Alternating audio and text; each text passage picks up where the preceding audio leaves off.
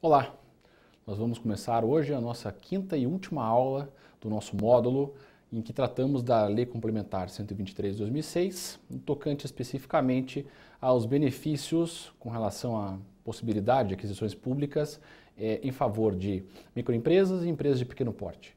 Nós já falamos de vários aspectos importantes, como habilitação, julgamento das propostas, falamos de aspectos introdutórios, falamos das licitações diferenciadas das hipóteses da lei, e agora vamos falar de uma relação importantíssima com um instituto também recente, né, que eu costumo chamar de uma nova tecnologia jurídica, que é o regime diferenciado de contratações públicas e sua relação com as microempresas e empresas de pequeno porte. Então, o tema da nossa aula vai ser essa dinâmica, né? E no primeiro momento, então, a gente tem que falar, até eu vou abrir um parênteses aqui, antes da gente falar propriamente do tema do RDC, eu só gostaria de falar da questão da regulamentação das licitações diferenciadas, que na aula passada nós encerramos, né? Então, para encerrar de fato, vamos considerar que esse primeiro ponto, essa primeira explanação, é para concluir então aquela aula. Nós falamos lá no começo, na primeira aula, se não me engano, que há uma competência específica que é conferida à União pela Constituição Federal, lá no artigo 22, de que compete privativamente à União Federal legislar sobre normas gerais de licitações e contratos. E me parece que para nós iniciarmos o estudo da licitação e dos contratos administrativos, nós temos que ter em mente essa divisão de competência, ou essa atribuição de competência à União. Competência privativa, só a União exerce e é indelegável. Portanto, não poderia a União delegar para um outro ente da federação ou, né, para uma entidade da administração direta, indireta, o que fosse, específica para regulamentar isso. A obrigação é da União Federal. Partindo desse pressuposto, nós falamos então que a Lei 8666 de 93 regulamenta, ou em razão, melhor dizendo, do artigo 22, instituiu as normas gerais de licitações e contratos. E em razão disso também, essas benesses, essas diferenciações que foram conferidas a microempresas e empresas de pequeno porte, deveriam ter sido e como foram editadas pela União Federal. Então, a Lei Complementar 123 de 2006, e aqui no que diz respeito a nós, né, artigos 42 a 49, são e devem ser tratadas como normas gerais desse benefício, dessa diferenciação, dessa distinção conferida à EPP e à AME. Se nós temos essas normas gerais, nós então partimos do pressuposto de como devem ser regulamentadas essas normas da Lei Complementar 123 nos outros entes da Federação. Nós falamos então da dificuldade, ou melhor ainda, e segundo Marçal Justem Filho, da impossibilidade de regulamentação direta por outros entes do que prevê a Lei Complementar 123 de 2006. Particularmente, eu me referi a esse doutrinador, porque concordo com as razões em que ele expõe, apontando que o princípio da legalidade, logicamente norteada essa orientação pelo princípio republicano, deve considerar e respeitar, então, as respectivas esferas de regulamentação legislativa. A União tem como competência, e portanto como dever, regulamentar as normas gerais de licitação. E cada ente da federação terá uma peculiaridade que será retratada na sua legislação. Se fosse diferente, se o raciocínio do nosso Estado republicano fosse diferente, então bastaria dizer que compete à União legislar sobre licitação e contrato. Ponto. Não se falaria em normas gerais, não se falaria em necessidade de regulamentação da licitação, de matéria de licitação e contrato, pelos outros entes políticos. E dou um exemplo. Matéria processual, né? Para quem advoga, por exemplo. Bom, para todos nós, né? Para quem é também o jurisdicionado, que é aquela pessoa que vai ao judiciário pedir representado por advogado ou não, ou, de repente pelo Ministério Público em alguns casos, essa matéria ela é exclusivamente legislada pela União. E não é norma geral Significa que não há Código de Processo Civil nacional, federal, estadual e municipal. Há um Código de Processo Civil nacional. Há um Código Civil nacional. Há um Código Comercial nacional. Há um Código de Processo Penal, Código Tributário nacional. Não são legislações que estão vinculadas adstritas à administração pública federal ou à União. E sim regulam elas têm uma abrangência, uma incidência sobre todo o território brasileiro, sobre todos os cidadãos que estiverem eventualmente sujeitos àquelas regras. No entanto, e aqui nós fazemos a reserva e a ressalva, porque a Constituição disse assim, matéria de licitação, a União vai tratar de norma geral. Se vai tratar de norma geral, quando falarmos da necessidade de regulamentação, nós temos que pensar se de fato será necessário lei específica para regulamentar as disposições da Lei 123, ou se ela será indistintamente aplicada ou bastaria um decreto. No âmbito... e Marçal Justen Filho vai além, estou agora entendendo melhor. Ele fala que inclusive a própria União deveria, por meio de uma lei federal ordinária, tratar dessas benesses. Essas benesses e regulamentar essas benesses da contratação diferenciada, por exemplo. Deveria dizer qual é o procedimento a ser seguido. Vocês vejam que interessante. Significa que a lei complementar é uma norma geral, mas que ela não procedimentaliza a execução. O que optou a União? Editou um decreto. O presidente da República regulamentou essa lei, 123 de 2006, por meio de decreto. Ora, segundo o que eu pude compreender, me parece, e concordo integralmente com essa argumentação, me parece que a modalidade, que a forma, melhor dizendo, optada é ilegal. Desrespeita o comando legislativo da Lei Complementar 123. Lá no artigo 48 fala que se faz necessário, no 77, parágrafo 1º, que foi conferido um prazo de 1 ano para os entes regulamentarem a lei. Ora, se no prazo de 1 ano os entes vão regulamentar a lei, significa então que há um reconhecimento pelo legislador da necessidade disso ser feito. Para a União foi mais fácil editar um decreto, não vou dizer assim que seja uma flagrante ilegalidade, porque essa é uma matéria discutível, porque afinal de contas muitas normas que demandam regulamentação legislativa foram feitas diretamente por decreto, como é o caso do pregão. Pregão, vocês já devem saber, ele surgiu lá com o decreto 3.555 de 2000, editado muito antes da lei complementar de 10.520 de 2002. Ou seja, o pregão ele de fato foi instituído por um decreto.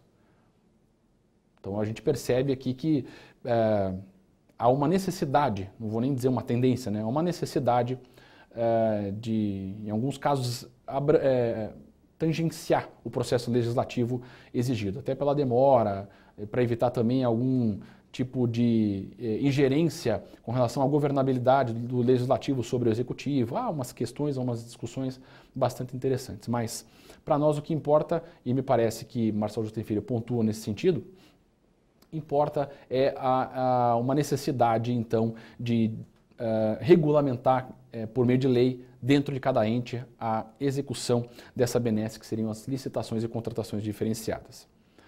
Jair Eduardo Santana e Edgar Guimarães são coautores numa obra importante, assim como o Marçal Justen Filho.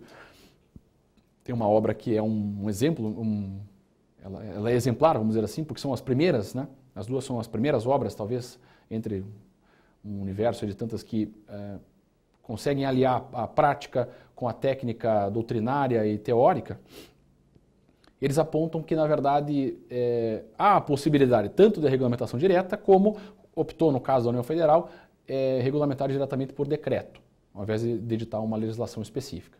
O nosso entendimento é que cada ente tem que editar a sua legislação federal específica, a sua legislação específica, descrevendo esse procedimento e, num segundo momento, definir como, então, por meio de regulamento e agora infralegal, né, por meio de decreto, como se dará então o procedimento da licitação para a concretização dessa previsão constitucional e da lei complementar. Então, com isso fechamos o tema da aula de número 4, quando falamos das licitações diferenciadas, e ingressamos então no tema dessa nossa aula de hoje propriamente dita, o regime diferenciado de contratações públicas e as ME e EPP. E aí então convido vocês a conhecer, se não conhecem, e se conhecem e têm em mãos, abrir a Lei 12.462 de 2011. Lei essa que foi editada, na verdade foi resultado da conversão da medida provisória número 595 de 2010 e lei que instituiu o regime diferenciado de contratações. Inicialmente, eu vou tratar então, já que vamos falar do tema, e para não jogar simplesmente ele no ar, né, esperando que vocês um dia vão ver, vão estudar e verificar, porque não seria de fato justo com vocês, vamos trazer então, assim, breves lances, uns highlights da importância, de como surgiu e da importância do RDC, e aí a gente vai fechar com essa conjugação, né, da possibilidade das EPP e ME participarem do RDC. Surgiu então esse regime diferenciado com o intuito de propiciar agilidade à execução das obras de infraestrutura que envolviam e envolvem até hoje os eventos Copa das Confederações 2013, Copa do Mundo 2014 e Olimpíadas 2016. Com isso, e dentro desse escopo, e num inciso específico, o artigo 1º, portanto, definia quais eram os âmbitos de incidência inicialmente nos incisos 1, 2 e 3, e se encerrava por ali, e no inciso 3º previa a possibilidade de utilizar o RDC em obras de infraestrutura aeroportuária dentro de uma circunscrição de 350 quilômetros das cidades que receberiam os eventos, portanto das cidades sedes. Ainda ficou definido no artigo 1º que o Comitê Gestor da Copa do Mundo e a Autoridade Pública Olímpica iriam definir para cada evento quais obras de infraestrutura, em quais municípios, em quais localidades e quanto seria gasto nas matrizes de responsabilidades, ou seja, Curitiba vai receber, em razão do PAC, vai receber 1 bilhão, vou chutar aqui, 1 bilhão, não me lembro do valor exato, 1 bilhão e 500 milhões de reais para a execução de obras de infraestrutura aeroportuária, mobilidade urbana, execução das obras de estádio, de futebol e assim por diante.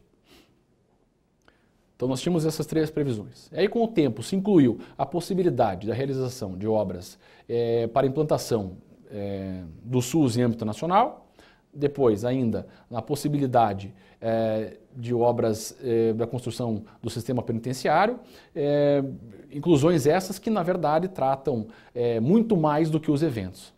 E o que eu quero dizer com isso, e fiz questão de trazer isso para vocês, é que o RDC hoje, se não for o que vai acontecer nesse ano, mas um período muito próximo, vai se tornar a forma de contratação pública ordinária. A Lei 8666, ela passará a existir e com ela coexistirá o regime diferenciado. Nós teremos um regime comum e um regime diferenciado de contratações. Há, inclusive, projeto de lei tramitando no Congresso Nacional, que já foi aprovado pela Câmara dos Deputados,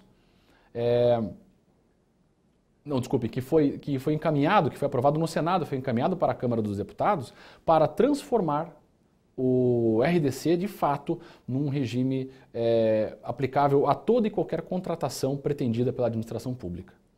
O que é bom e o que é ruim do RDC? Bom, isso daria um curso, o RDC. Né? Só para vocês terem uma ideia, o Marçal Jutem Filho tem um livro que tem lá, tranquilamente, umas 700 a 800 páginas só sobre os comentários à lei. Então, tem bastante coisa para falar. Trouxe a figura discutível do orçamento sigiloso, orçamento esse que, como vocês sabem, ele é público, na licitação realizada pela 8666, mas quando chega, de fato, no RDC, ele poderá ser, vamos dizer assim, mantido em sigilo até uma dada fase do procedimento, e depois sim que ele será tornado público, com isso evitando-se eventuais direcionamentos, tráfico de influências de informações privilegiadas e assim por diante. Trouxe também a contratação integrada, que já existia no regulamento da Petrobras. É uma contratação que permite que o contratado apresente o projeto básico, ou seja, o contratado que vai dizer à administração qual o melhor modo de realizar aquele empreendimento, que é uma figura bastante discutível também. Eu vejo com bons olhos, mas uma boa parte da doutrina critica, porque quem tem que planejar e escolher como realiza ou como vai executar as obras, né, ou como quer a obra, é a administração pública. Nesse ponto, me parece que quase invencível, mas os aspectos de economia talvez possam ser também ponderados e discutidos e trazidos a uma mesa para verificação se de fato propiciará uma vantagem a realização de contratação integrada. Bom, e assim por diante, vários outros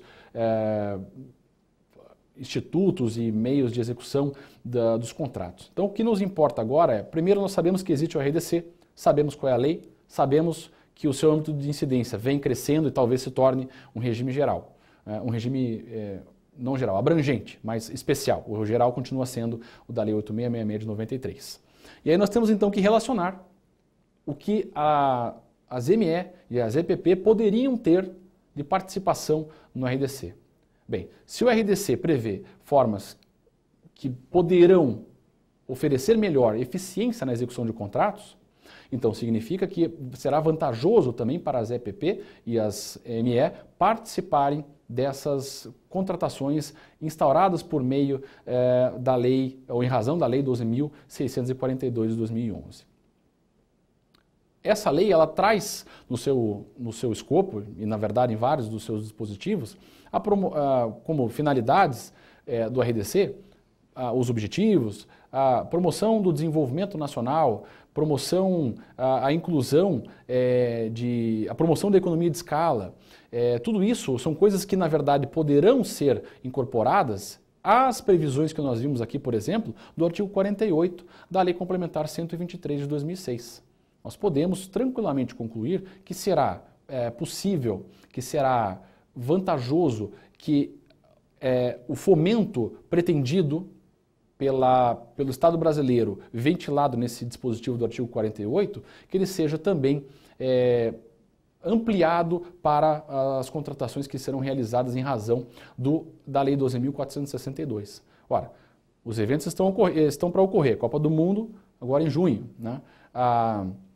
Junho de 2014, as Olimpíadas no meio de 2016, ou seja, tudo isso significa que além dessas obras ainda estarem acontecendo, os contratos estão em execução, 2016 certamente será um momento oportuno em que novas obras serão realizadas e também com a ampliação do seu escopo haverá a possibilidade da participação das ME e das EPP nesse importante segmento que é do RDC. Eu vejo assim com bons olhos e penso mesmo que o RDC poderá, sem dúvida alguma, trazer para nós um incremento de eficiência e até, quem sabe, de economia nas contratações.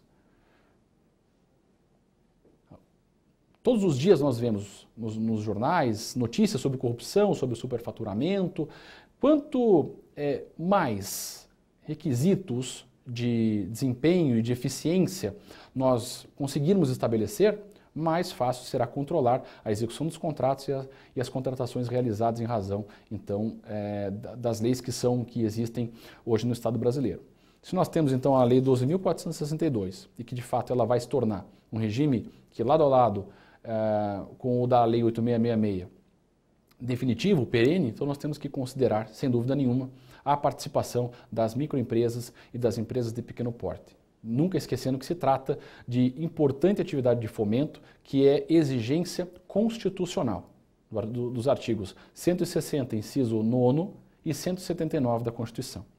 Ainda, eu falei para vocês do projeto de lei, esse projeto de lei que, na verdade, vai transformar o RDC em um regime definitivo, não mais transitório, Ele é o projeto de lei, é o PLV número 1 de 2014, no site do Senado vocês conseguirão ver. E de fato é o projeto de lei de conversão da medida provisória número 630 de 2013. Mas uma coisa importante, a medida provisória não visava estender a todas as contratações o RDC. Ela inseriu o inciso 6º no artigo 1º da Lei 12.462. Mas agora, com esse projeto de lei de conversão, o que teremos é, de fato, institucionalmente falando, o RDC transformado num regime geral. Significa ainda mais que esse PLV número 1 de 2014, ele alterará o artigo 1º da Lei 14.642 de 2011. Ao invés de ter todos aqueles incisos, que são 6, vai ter só um caput dizendo, basicamente, o mesmo texto, ao final dizendo que se aplica a todas as contratações pensadas, planejadas pela administração pública. A gente vê, então, que não é um tema que deve ser esquecido, ou muito pelo contrário, deve ser estudado e talvez certamente será objeto de muitas atualizações e aperfeiçoamentos aqui por diante. O RDC já está regulamentado, ele já está acontecendo e a gente só não vai aprofundar aqui no nosso módulo porque não faz parte da nossa temática. Então, em razão do recorte que nós temos que fazer para a exposição do tema, me parece que o que era de mais pertinente com relação ao RDC, nós pudemos apresentar aqui. Então, eu agradeço a todos vocês e está encerrada a nossa quinta aula. Muito obrigado.